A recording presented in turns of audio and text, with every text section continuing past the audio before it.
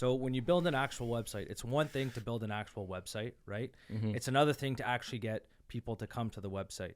So there's multiple ways you can get people to come to a website. You can get them to come directly. That's by them knowing your brand. You can get them to come through paid ads. You can get to them to come to your website through social media platforms like Facebook, Twitter, LinkedIn, or whatever, Instagram, Facebook.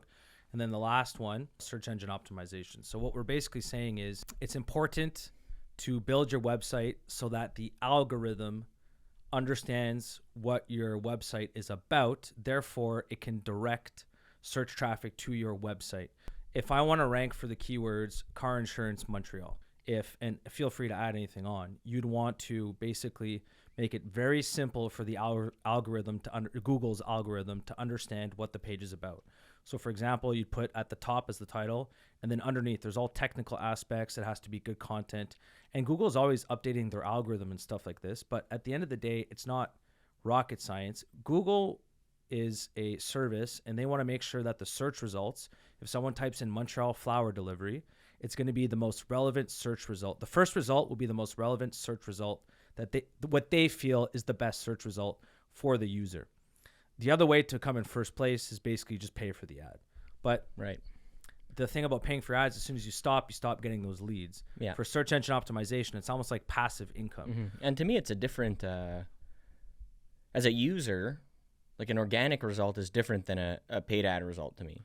Like I will click on ads, obviously. Yes. But I'm also, at least I think so. I mean, I'd have to look at my screen and see what I do. I think I do also take a look at those organic results for the most part. For sure.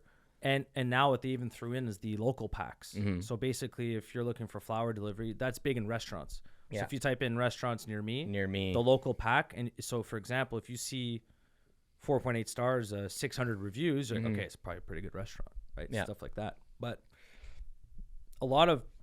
you'd also be surprised because when we run ads, a lot of times, like we run ads for commercial insurance, and a lot of times people like you and I, we understand how it works.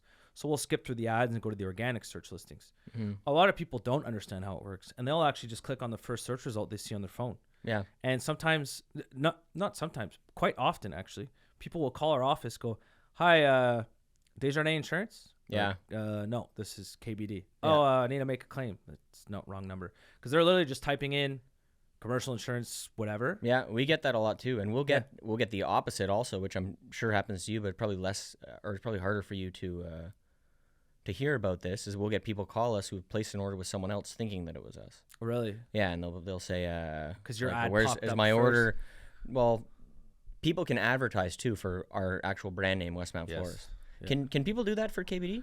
Yeah, of course. That's not illegal. You can't. No, it's not illegal. If you want to, one thing you can bid on the keywords of your competitors. One thing you can't do is you can't put their brand name in your ads. Right. So for us, our brand name it's Westmount Florist. Yeah. It's just an area and florist. Yeah. So we don't have that same luxury. It's not. I don't. As far as I know, there's nothing we can do about that, because it'd be like saying no, Montreal Florist is the name of our florist. You can't bid on that. It's tough to claim like it's copyright infringement. Yeah, because it's just Westmount Florist. Yeah. So we get competitors bidding on that, and then people will order from them, and they'll call and say, "Hey, where's my order?" A lot of times it's like a screw up too. "Where's my order? Was never delivered." Yeah. And they'll say, "What did you order?" And it'll be like, "Are you stupid? I ordered from you, Yeah. Sir. I don't know who you are." No, we don't have that, and a lot of what you call like order gatherers or FTD florists, the products have goofy names like the Sunny Smile Bouquet. Yeah. You know, and they'll be like, "Oh, I ordered the Sunny Smile Bouquet," and it's they still haven't received it, and at that point we know it's they've ordered from somewhere else. Okay, so but I want to dig into this for those, a lot of people are redoing websites, or they're updating websites. Maybe they've never built a website and they don't know anything about it. So when you talk about quarterbacking, or you're very involved in this you're building a whole new A to Z website. You're spending, you're going to end up spending at the end of this over $100,000, I'm sure. Yeah. And so can you just talk to us, because you can't code. You have a very good understanding of how the Google environment works. Can you just talk about what it's like quarterbacking a website? What's it like? Who do you have to manage? Who do you have to how do you put the pieces of the puzzle together to basically build out this website? Right.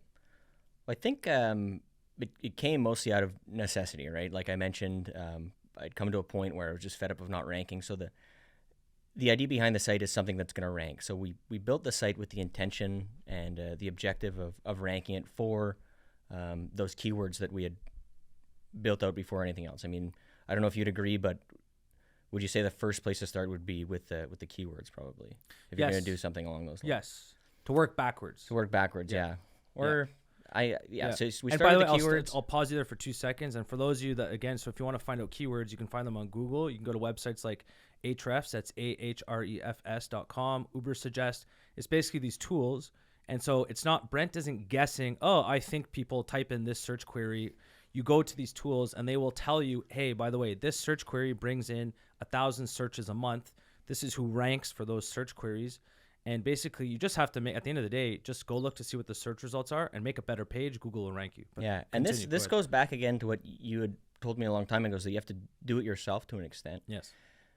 Particularly, like a good example of this is with the keywords, because if you're going to want to do your own keyword research, it's something that in the past I'd have delegated or paid someone to do for me, but they don't know your business like you do, right? So there are all kinds of nuances and things that they're not going to know to avoid or include when looking for these keywords. You know, like for example, we're not trying to convert weddings online. There's no business there. We're not looking to grow the event end of things. There are certain products that we don't carry. If you have someone else do it, what they're going to do is they're going to look at your industry as a whole, very, very broadly. They're going to just see what the volume associated with those keywords, and they're going to target them, or they're going to maybe make pages for things that you have no interest in pursuing. So a lot of times too, what they'll do, these digital marketers, I mean, I don't want to trash all of them, but I had a bad experience with them. I felt used. Well, they did. They took me to the cleaners. Especially now, Google, if you go run Google ads, or like they'll literally just go to Google ads, it'll spit out a bunch of totally generic keywords. They'll just copy paste those, and then they'll use those keywords to build pages. Well, so why weren't they? If you're not giving them any direction, like you either have to be hyper involved or do it yourself. Yeah. And if you have a little time, I think you'd agree it's not that, like, finding keywords and keyword exploration isn't very hard. Like you can do that yourself if you just take some time to, like you said, use Ahrefs or even Google. You can flesh those out on your own. Yeah. Knowing what your strategy is and where you want to go, you can find those keywords and really sort of get really granular with what you want to do and identify those opportunities, right? Because keywords are all about just opportunities. Yep. So I mean, that's, like I said, that's the first step. You're finding your keywords, and then when we're building this site, it's all about how are we going to rank for these now. Yep. And then again, I met with you at some point there to sort of pick your brain on what's the best strategy here. And that's sort of not the most difficult, because once you know the strategy and once you start seeing it online, it's not super hard to replicate. It's not hard to understand either. But if you're not building the site to rank, you might run into problems. If you've got an old site, or again, if you're having someone else do it, if your direction is not very clear from the start, you're gonna have issues. Yeah. Because there's a lot of considerations, right? Like I've learned a lot over the past year, particularly with regard to how you're going to build the site out, like your site structure. So what we're doing, and I think you do the same, we actually borrowed this from you. And when we look online to see what the competitors are doing who are ranking, like if we're going to look for some major metropolis cities, Toronto, New York, Los Angeles, I'm going to Google Los Angeles flower delivery, New York flower delivery. I'm going to look on their page and going to see what are they doing to sort of rank for these keywords. Yeah, these parallel keywords. If just replace Montreal with Toronto, whatever it may be. New York flower delivery. What does that page look like? What's the URL look like? What's the density on that page? Yeah.